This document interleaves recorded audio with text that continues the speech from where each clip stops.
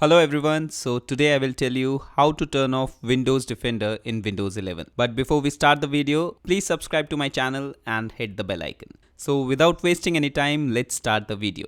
First, you have to click on the search icon, search button. So in the search bar, type settings. Click on the settings app.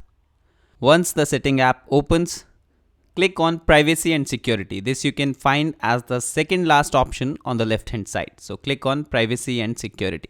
Now on the right hand side, click on the first option, that is Windows security.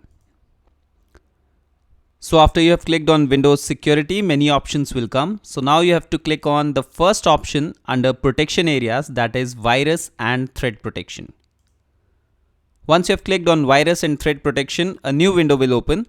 So right now my Windows Defender is switched on. That's why if you can see here under virus and threat protection settings, it is saying no action needed. So now if I want to turn off the Windows Defender, what I have to do is click on manage settings.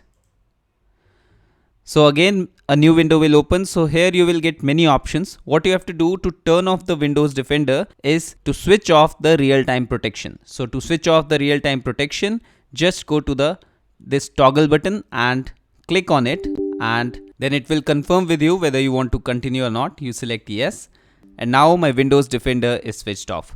And depending on what you want to do, you can switch off all these other options also. But if you only want to turn off the Windows Defender, switching off the real-time protection will be good enough. But depending on what you want to do, you can switch off other options. All you have to do is just click on these toggle buttons. So that's it guys. So that's how you switch off the Windows Defender in Windows 11.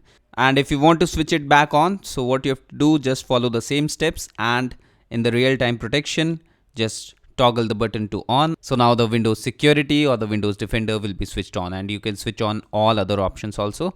So that's all for today guys. I hope you will find this video useful.